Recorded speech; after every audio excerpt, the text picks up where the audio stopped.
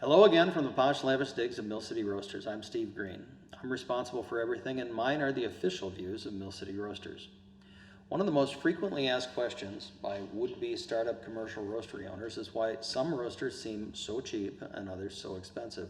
As a small business, do I need to shell out for quality, or am I just paying for a brand name? Why are such seemingly simple machines so expensive? What makes an eBay roaster any different from a ProBat? Some of what you're asking about is the risk premium component of pricing. Gießen, Diedrich, ProBat are all well-known brands with high levels of brand equity. Brand equity is a customer's expectation of quality. When you buy a well-known brand, you pay more because your expectation is that the risk of buying a bad roaster is less than it would be buying an unknown, unproven, or unsupported brand. Lesser-known machines are discounted equal to your risk of the unknown. Then two, another thing you might be paying for, consciously or unconsciously, is for the privilege of what a moderately famous Minnesotan Carleton College economist Thorstein Veblen identified as conspicuous consumption. The idea here is that people sometimes spend more money on things than they're really worth simply to impress others.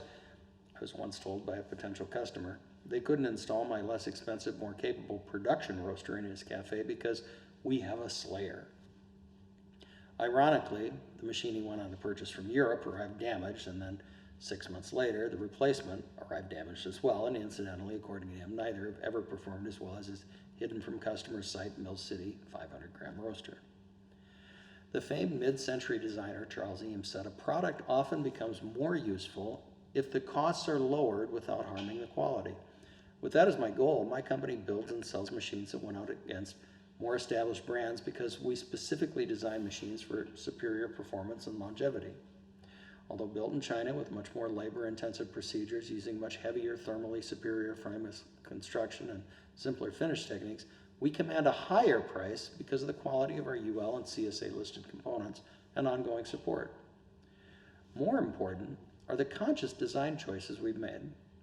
A casual observer, for instance, might think a cleaner direct drive motor to be superior, but we actually prefer a chain-driven drum for the reasons that the chain isolates the motor from heat and minimizes vibration. Unseen beneath the drivetrain cover are additional protective anti-backlash and torque limiters. These protect the motor and transmission from shock and in the case of a jammed or stuck drum. Why? Because I once repaired a ProBat UG25 where a 3-inch bolt in a bag of green coffee crashed the drum to a halt and shattered the drive shaft. This stuff happens, but not on my roasters. Over the last several years, I've literally spent thousands of hours thinking about roasters. I've experimented with, designed, tweaked, retrofitted, modified, and tested hundreds of ideas, changes, and improvements for each of our 10 current models. Some of these changes have increased performance and some have increased reliability. Some have been discarded specifically because they would have become what I considered to be an overly complex point of failure. All that blinky light trick stuff might look neat, but if you can't fix it when it breaks, you're not delivering coffee until someone shows up to wave the magic wand, hopefully in time for you to not screw up a major account. There's always a cheaper roaster to be had, but if you actually need your job and you actually have to be there on time to keep it, you're probably not buying the cheapest car you can find either.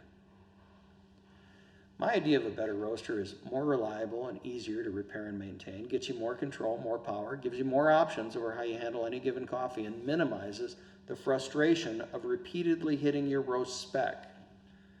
However, this only matters if you have a roast spec. On the lower end of the price spectrum, there's a place between the ideas of marry in haste, repent in leisure, and there's an ass for every seed. If you're only turning coffee brown or shiny black and you and your customers don't ask for anything more, you may be totally golden with a less capable machine. Moreover, over time, people often get solid coffee out of lousy machinery by simply gravitating towards green coffees and roast styles that actually work on their platform. One problem with this approach, however, is that you can easily push your craft into a cul-de-sac, literally French for the bottom of the bag, of circular self-reinforcing coffee quality where your palate accumulates to your own coffee with the result that only your coffee tastes good. This is the place occupied by guys loudly claiming to be producing the best coffee I ever had on cheap machines. I'm okay with that, but 100% for certain, theirs is not the best coffee I've ever had. Part of launching a business is finding ways to do things, not reasons not to do things. Price is always a consideration, but your business is only as strong as its weakest link. Our business is to make sure that's not your roaster. Again, from the Posh Lavish Digs, Mill City Roasters, I'm Steve Green. Thank you.